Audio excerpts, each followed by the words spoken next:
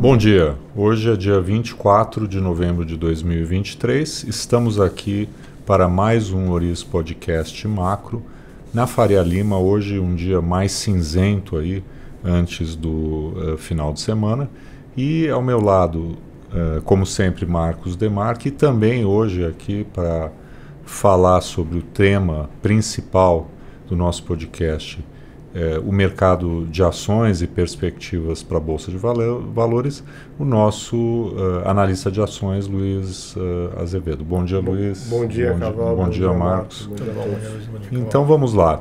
A semana não foi muito profícua em termos de indicadores econômicos, enfim, né?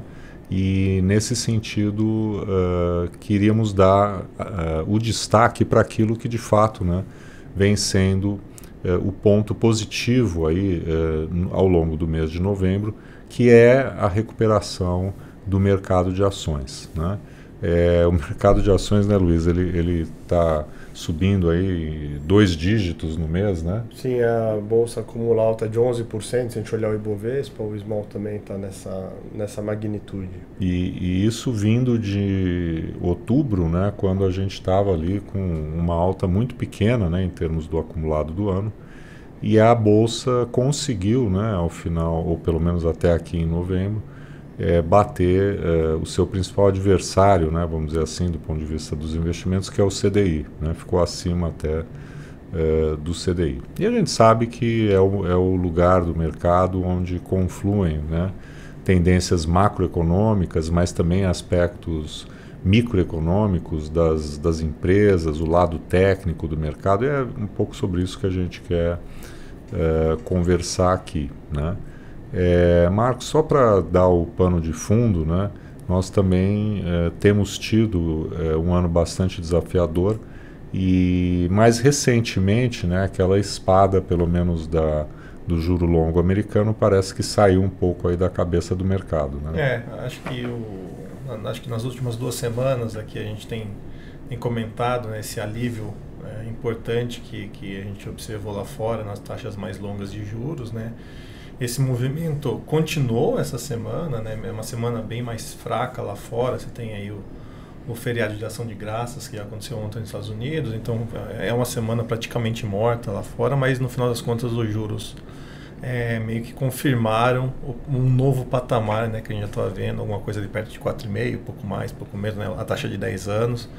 Então, acho que só de você não ter essa oscilação brusca para lá ou para cá, né, já traz um grande conforto para os investidores. Acho que é uma taxa, do ponto de vista histórico, né, olhando nas últimas 2 décadas, é uma taxa ainda bastante alta, né, mas você vê que só de cair a volatilidade, né, já traz um alívio bastante grande para o mercado, tanto lá fora, né, que também teve ganhos importantes nos índices de ações, né, mas com repercussões importantes para a gente aqui também. E aqui dentro, né, também, pelo menos por um tempo, né, aquilo que já havíamos comentado a semana passada, a decisão aí de manter o superávit primário zero, ou a meta fiscal zero para 2024, que também, né, foi interpretada positivamente pelo mercado. Mas esse é o lado mais de cima para baixo, né, o top-down, a influência macro que ajudou ao longo das últimas semanas, mas tem muito mais, né, por trás da alta recente da Bolsa, né? E aí, Luiz, aí é com você. O que você pode dizer aí para nos ajudar a entender esse movimento e as perspectivas futuras aí? Então, como o Marcos falou, né, acho que a estabilidade da curva de juros é um fator fundamental. A gente pode observar isso também comparando a bolsa com a S&P, né, o S&P subindo aí 8%, né, o Ibovespa e o Small subindo aí perto de 11%. Então a gente vê que o driver maior de recuperação do mercado veio lá de fora, né? Então essa questão atrelada a juros americanos que foi o driver de mercado aí nas últimas semanas, né? Brasil, eu acho que teve essa questão, né, de um alívio momentâneo aí do ponto de vista da discussão fiscal. A gente vê uma perspectiva aí de juros que parece se tornar mais benigna, né? A gente está no meio do ciclo de corte de juros eu acho que o mercado já começa a olhar para o ano que vem, né? Então, quando o mercado olha o ano que vem, do ponto de vista técnico de carrego, né, a perspectiva é favorável, né, na medida que quando o CDI começa a pagar cada vez menos, né, o custo de oportunidade de investir na bolsa melhora, né? Então, acho que do ponto de vista técnico, né, a gente viu um ano bastante difícil para a indústria de fundos de investimento, né, em ações especialmente, né, teve um acúmulo de saque mês após mês, né, no ano tem uma saída aí de 23 bi da indústria, e no mês de novembro a gente já vê uma certa inversão, né, os fundos de investimento em ação estão acumulando uma captação positiva de 4 bilhões de reais. Que né? seria o primeiro positivo do ano, né? Seria o primeiro, o mês passado teve até alguns ajustes ali, mas eu acho que de fato a gente começa a ver uma tendência de reversão, né, da saída de recursos para a Bolsa para a entrada, né? Então acho que nesse aspecto parece que o vento começa a ficar mais a favor para a indústria de fundos de ação no Brasil, né? Com relação ao investidor estrangeiro também, né? A gente viu um janeiro positivo em termos de fluxo entre compras e vendas, né? O investidor estrangeiro teve um janeiro forte e desde então, mês após mês, também saída, né? E agora esse mês a gente vê um net positivo de 13 bi, né? Então aparentemente tem uma trajetória aí de fluxo até mais favorável, né? O Brasil pode aí se beneficiar aí do movimento de maior risco e de maior fluxo para a bolsa de países emergentes, né? Eu acho que e aí a gente volta para essa questão, né? Da normalização, uma treasury num patamar um pouco mais baixo, né, como alguma coisa que pode alavancar esses fluxos, né. E um outro ponto que eu acho que é interessante levantado, pelo menos do ponto de vista técnico, né, é uma bolsa mais ativa olhando em termos de volumes negociados por dia, né. Então a gente vê em novembro uma média de 26 bilhões, né, de volume diário. Não é um volume tão grande quanto já foi no passado, né? No ano passado esses números estavam em patamares maiores, mas se a gente comparar com os últimos 2 meses, já é uma boa recuperação. Esse número antes estava em 22 bi, né? Então, na medida que o mercado caiu aí desde 2021 e os juros subiram, né? O volume negociado começou a estagnar, né? Então, aparentemente, a gente já vê então um pouco mais de volume, que pode indicar, né, que o momento da bolsa começa a se tornar mais favorável. E pensando nos protagonistas, né, esse ano até aqui a gente teve um grande protagonismo do setor de commodities, mesmo o setor de bancos também foi muito bem, quer dizer, o índice, o Ibovespa acabou tendo uma performance em boa medida melhor do que outros índices, né, como o Small, né, Sim. capturando mais varejo e assim por diante, né. Como que você vê isso e olhando à frente, né, agora a gente imagina, né, um ano com juros mais baixos, quem se beneficiaria desse contexto macroeconômico que temos à frente? É uma pergunta interessante, né? Eu acho que assim, se a gente for olhar do ponto de vista de valuation, né, sobre a ótica de uma razão preço-lucro, que eu acho que a razão é a forma mais simples da gente ver a bolsa, né? Hoje o Ibovespa está negociando perto de 8 vezes lucro, está até um pouquinho abaixo de 8 vezes lucro para 2024, né? Que é um múltiplo historicamente baixo, né? A bolsa negocia em média, se a gente pegar uma média de mais longo prazo, é alguma coisa perto de 8 a 12 vezes, né? E se a gente olhar no mês passado, quando a bolsa ainda não tinha valorizado, né, o múltiplo estava até mais perto de 7 vezes, né? Então, ainda do ponto de vista de valuation, há bastante espaço para a bolsa se valorizar. Se a gente olhar o Ibovespa, que carrega ainda um pouco mais de commodity e o setor financeiro, né, especialmente os bancos. Mas o small também está né, que a gente vai mais para a economia local, né, economia doméstica, com mais participação de varejo, empresas do setor de saúde, empresas de incorporação imobiliária. A gente também vê um múltiplo bastante machucado. O small está com um múltiplo um pouco maior, está perto de 9 vezes para 2024, mas tem uma capacidade de expansão de lucro muito maior, né? Como o Ibovespa tem empresas mais maduras, né, e empresas também de commodity que tem um componente cíclico, né, que às vezes o preço muda e a capacidade de expansão de lucro pode até diminuir, né? Então o crescimento de fato vai estar nessas empresas mais sensíveis à economia local. E um outro ponto do índice small é o fato de ter empresas um pouco mais alavancadas, né? Então com a queda de juros você acaba tendo um ponto favorável com uma menor despesa financeira que essas empresas vão carregar. Só para dar uma ideia, Caval, para 2025, se a gente fosse olhar um pouco mais para frente, o múltiplo small já fica perto de 7 vezes, o Ibovespa cai para alguma coisa aí perto de 7,2, um pouquinho acima disso, né? Então, de fato, se a economia retomar, se os juros caírem, né, outros setores mais sensíveis à economia local, varejo, né, construção, podem ser os grandes veículos, né, de crescimento e expansão de lucro. E no curto prazo, né, nós temos ainda um ponto bastante importante no contexto da agenda tributária do governo, né, as medidas que o governo deseja aprovar até o final de 2023, para terem, né, efeito a partir do ano que vem. E aí chama atenção, em particular, né, tanto a questão da subvenção do ICMS, né, como também o JCP. No caso do JCP, a probabilidade de aprovação é muito baixa, a gente já sabe, né, que o alvo são grandes bancos, grandes empresas, né, que seriam mais penalizadas com a mudança desse regime de tributação, né? Não é tão claro, no entanto, às vezes, para os investidores, o que representaria esse projeto da mudança da tributação da base de cálculo do imposto de renda no que diz respeito a essa dedução dos incentivos fiscais estaduais de ICMS, né? Acho que você podia dar uma cor nisso. Que importância isso tem, Luiz, nesse contexto atual?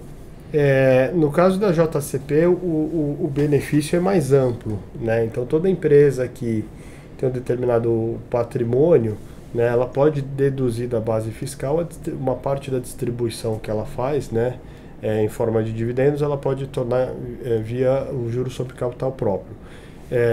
Essa base de benefício fiscal ela é baseada então no que é distribuído e num percentual do patrimônio líquido, né? E esse percentual ele é balizado pela TJLP, né? Então é alguma coisa que a maior parte das empresas pode usufruir, mas no caso dos bancos, que eles partem de uma alíquota nominal de imposto maior, obviamente que o uso desse benefício acaba sendo mais relevante, né? Então a JCP, se essa discussão for postergada, ela acaba sendo muito boa, de fato, para os bancos, mas para uma boa parte das empresas. Com relação à subvenção, do benefício da subvenção em cima do ICMS, isso já é um pouco mais concentrado em empresas de varejo, né, empresas que têm o benefício do ICMS, empresas do setor agro também. Aí, né? É uma questão da produção de bens, né? Comercialização de bens, né? Exato, e aí eles aproveitam esse benefício do ICMS e tiram da base tributária, né? Essa interpretação ela foi até ampliada a partir de 2017, né? com uma lei que acabou misturando um pouco a interpretação do investimento com o custeio, né? Então, nesse caso, tem algumas empresas que são bem mais sensíveis, né, à perda ou à restrição desse eventual benefício. Isso traz, né, um ponto que a gente já discutiu em outros podcasts, traz um dilema, né, aqui para o investimento em bolsa. Porque se esses benefícios não caírem, não forem, né, aprovados pelo governo, pela Câmara, as empresas vão continuar tendo um lucro razoavelmente bom, mas o fiscal piora, né? E na contrapartida, se o governo conseguir arrecadar tudo que ele pretende, né, você pode ter um impacto no lucro das empresas listadas razoavelmente grande. Né? Então tem empresa de varejo que pode ter o lucro sendo afetado em 20%, 30%. Aí se perder a subvenção,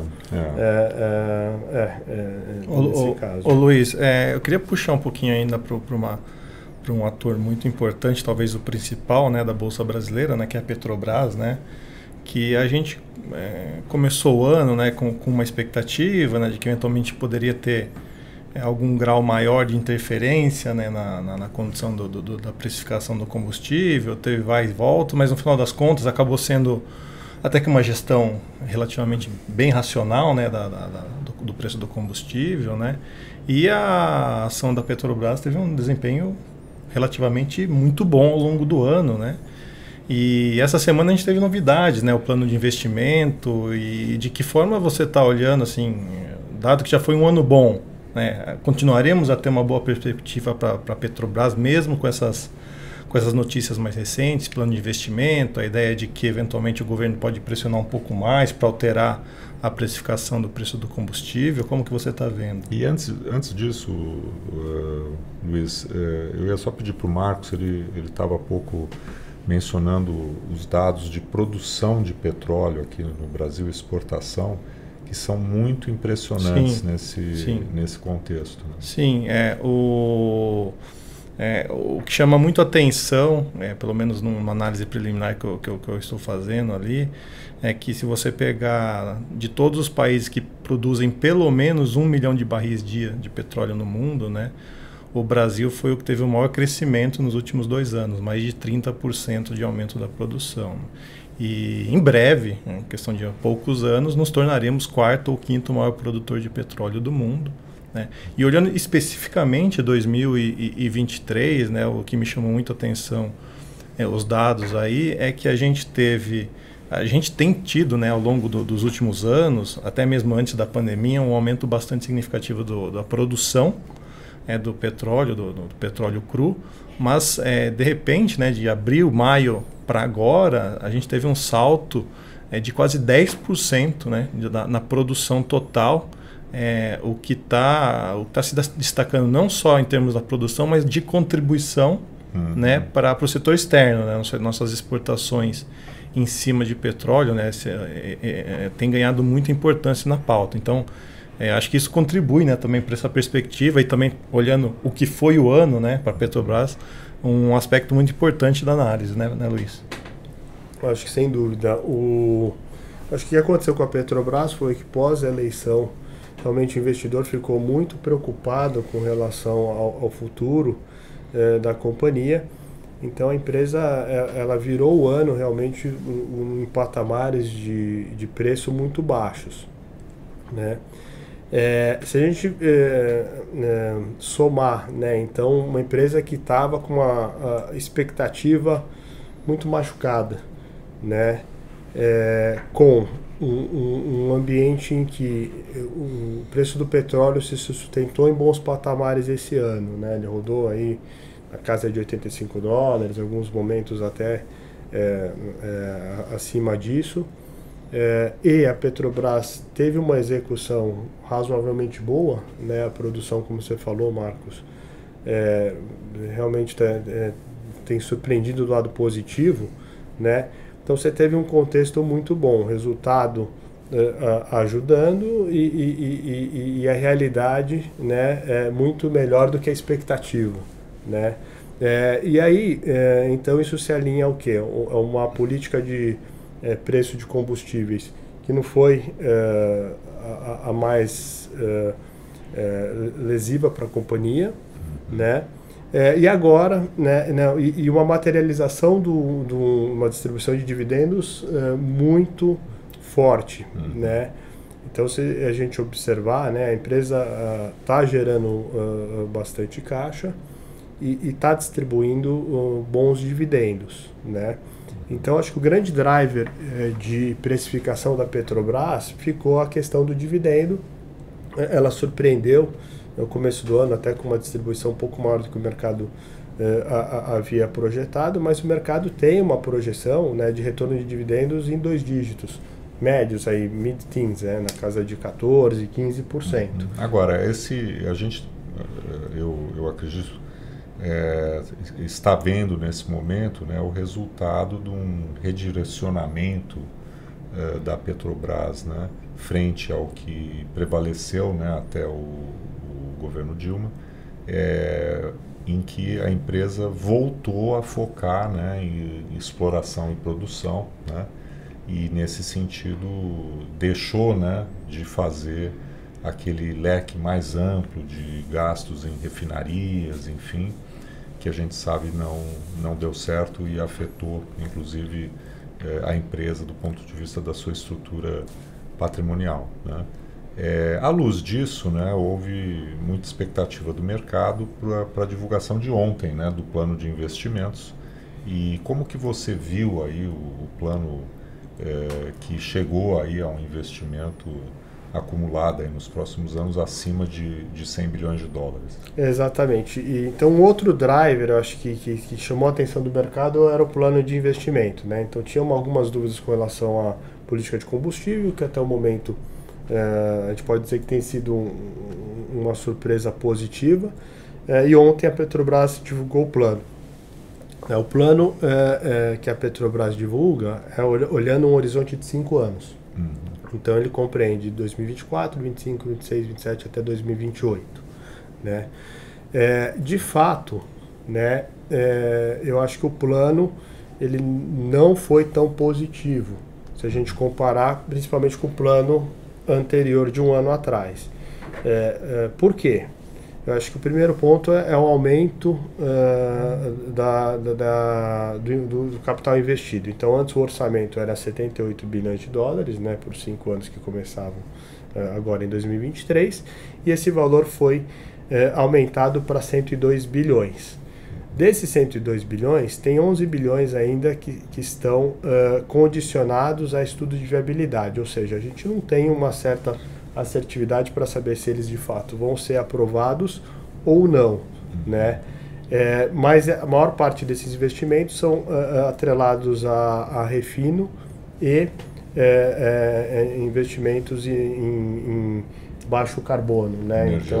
Energia renovável, esse tipo de coisa, né? Então, assim, do ponto de vista proporcional, né? É óbvio que também tem um aumento do investimento em exploração e produção de petróleo, mas a boa parte do incremento colocado no plano vem nessas linhas, né, de refino, de transporte e comercialização e também gás e energias de baixo carbono. Então a Petrobras tem um redirecionamento aí.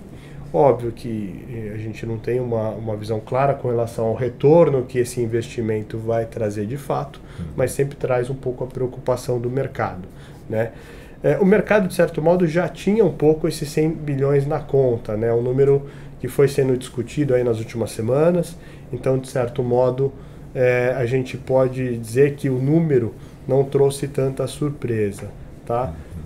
Porém, eu vejo alguns detalhes ali que eu interpreto aí no lado um pouco mais negativo para a precificação da ação, né?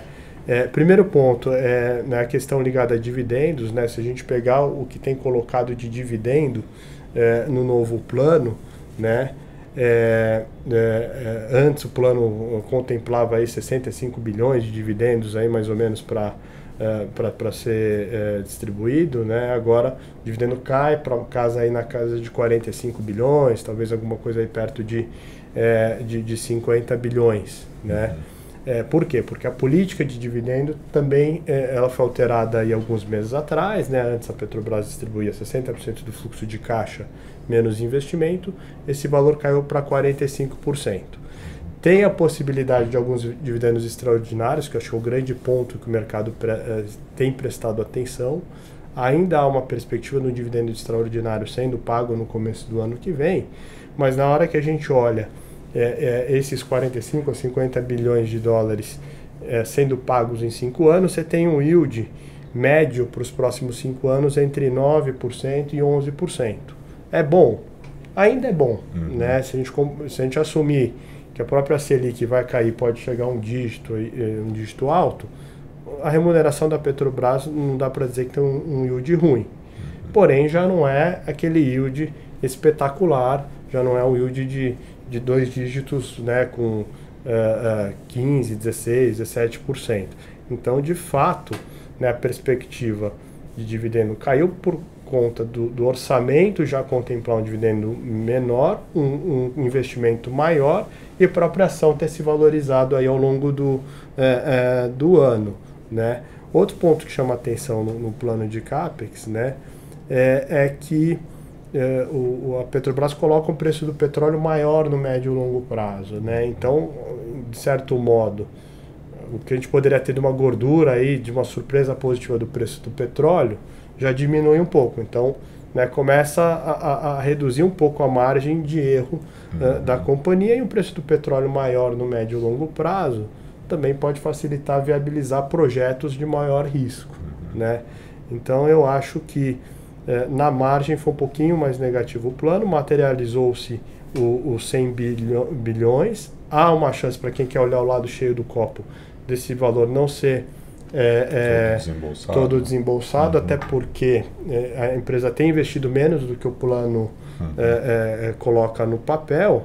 Mas, por outro lado, quem quiser olhar de uma maneira mais cautelosa pode se perguntar, bom, nessa primeira revisão o investimento já está subindo aí um pouco mais de 20 bilhões. E na próxima, será que sobe um pouco mais? Né? Será que essa corda vai esticar?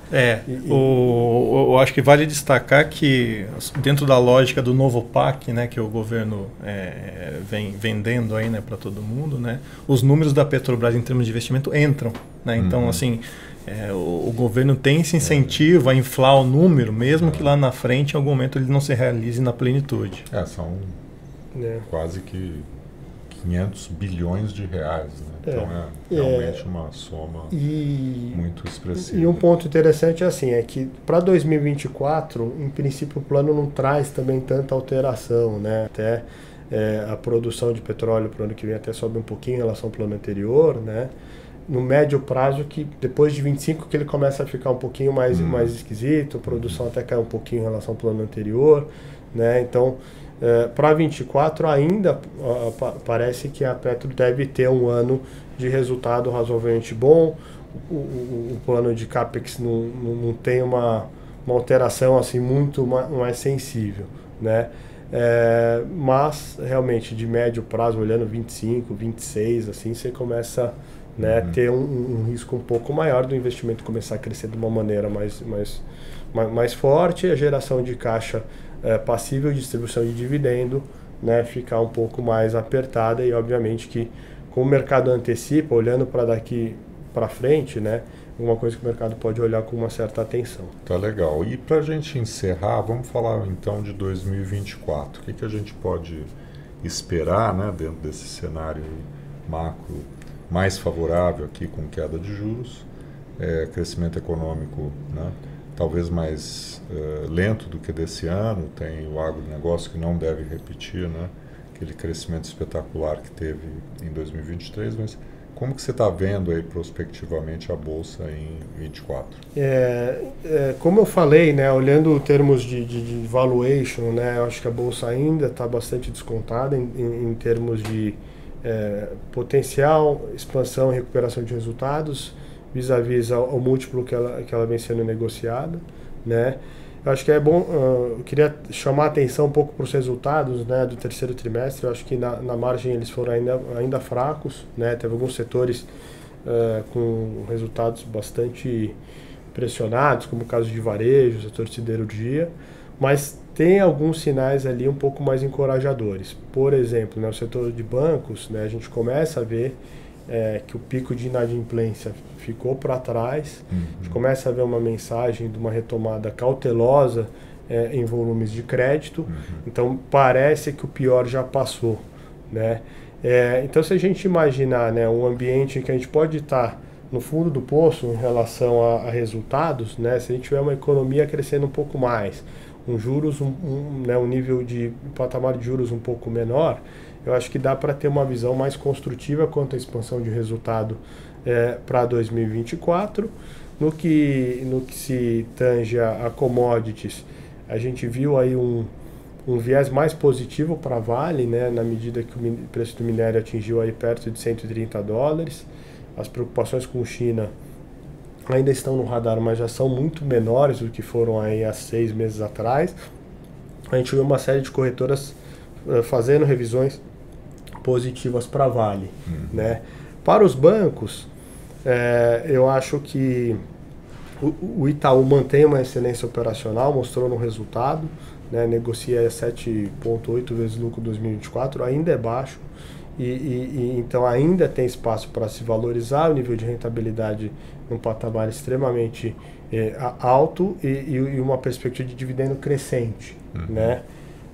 Bradesco tem uma base de resultado fraca, né? É um banco que ainda está numa fase de turnaround, promoveu recentemente a troca do CEO, mas tem uma base de comparação mais baixa que pode melhorar, principalmente na medida que a inadimplência cai. Né? Ponto de atenção do Bradesco é uma carteira de crédito que está patinando um pouco mais, em termos de volume. E o Banco do Brasil ainda continua um banco com ótimos resultados, né? E um dividendo bastante interessante aí na casa de 10%, 11%. Então, para os bancos, eu diria que o cenário é positivo. Né? Commodities, eu acho que o lado do minério tem surpreendido positivamente. Petróleo, apesar da queda recente do preço do barril, eu acho que a perspectiva é positiva do lado da produção. Né? Essas empresas Junior Oil têm apresentado crescimento de produção, projetos de aumento de produção. Então também tem um lado positivo do volume, a despeito, obviamente, da preocupação do preço do Brent. Lá fora, e acho que vale adicionar, a qualquer queda um pouco mais significativa do preço, né, o OPEP, né, e a Rússia se aliam e dão uma calibrada, né, na produção para segurar o preço. Acho que isso tem sido recorrente, acho que coloca aí um certo limite para a queda, né, Luiz? Sem dúvida, né, e mesmo no plano, né, de negócio dessas companhias, eles trabalham ali com $60, $70, um preço de longo prazo, né, então tem uma certa gordura, mesmo para um cenário aí de uma economia que de repente patine, que tem uma demanda, né, e uma demanda menor e um preço mais sob pressão, né? Mas eu acho que mesmo na economia mais doméstica, né, a perspectiva é positiva por conta de uma base de resultados muito machucada, né, uma economia que deve mostrar alguma recuperação e um juros mais baixo, né? Um resultado financeiro menos negativo, né? Exatamente, e toda a dinâmica, né, de consumo que também tange, né, a financiamento, né, a esse tipo de coisa. Então é mais demanda para, né, uma despesa financeira pior. Então você melhora o top line. Eu acho que as empresas fizeram um trabalho grande do ponto de vista de contenção de custos, ou seja, se o top line de fato aparecer, há uma alavancagem operacional que pode surpreender positivamente. Né? Então, tem cases de crescimento, a gente estava vendo recentemente o evento da Simpar, eles falando muito em eficiência operacional, uma empresa que é uma empresa de aquisições, de bastante investimento em crescimento, também está olhando em se tornar mais eficiente, fazer as margens melhorarem. Obviamente que se vier a demanda no top line, a alavancagem operacional do negócio tende a ter um círculo virtuoso, né? Então eu acho que a trajetória, apesar dessa alta recente, é positiva. Óbvio que há riscos, né? Acho que o risco fiscal é o principal, tem esses riscos do lado micro, muito caso a caso do ponto de vista de impostos, né? Mas a gente ainda está num contexto que do lado de commodities os ventos são favoráveis, obviamente que é muito indústria, celulose, os preços em recuperação, minério também, siderurgia é mais desafiador um pouco o momento, mas eu acho que num ambiente de queda de juros, o lado técnico ajudando, né? Eu acho que pode ser que essa valorização recente não seja alguma coisa simplesmente pontual e o ano que vem seja construtivo ainda. E aí, quanto que você imagina que a Bolsa possa subir no ano que vem? Né? A gente está nesses 15% até aqui, né? 125 mil pontos. Como que a gente pode ver o índice no final do ano que vem? Olha, eu acho que, obviamente, que é muito otimismo achar que a Bolsa vai buscar 12 vezes lucro, que seria o máximo, assim, na média histórica, né? Mas, de repente, convergir um pouco mais à média, né? Num ambiente que os juros realmente se normalizem, chegar entre 9,5 vezes lucro, talvez 10 vezes lucro, não seja um negócio totalmente impensável, né? Aí vem a dúvida, tem espaço para o lucro cair? Isso aí vai depender muito da dinâmica da economia, né? Mas isso, se a gente vê um re-rating da Bolsa de 8 vezes para alguma coisa perto de 10, seria um upside de 20, 25%. Para uma bolsa que está mais perto de 125 mil, né, você poderia chegar a 150 mil pontos ainda, né, com a bolsa negociando mais perto da média histórica, sem muito prêmio, né? Então eu acho que a perspectiva pode ser de ainda um ano bom em 2024, em cima ainda do valuation ainda bastante deteriorado. Bom, acho que falamos bastante aqui. Agradecemos aí todas e todos que nos deram a honra da participação e voltamos aí na semana que vem para falar também de mercados, indicadores, mercado internacional. Ficamos por aqui. Obrigado, Luiz, pela participação, Marcos, e um bom fim de semana a todos. Eu que agradeço. Bom fim de semana a todos. Obrigado, Cabal. Obrigado, Marcos.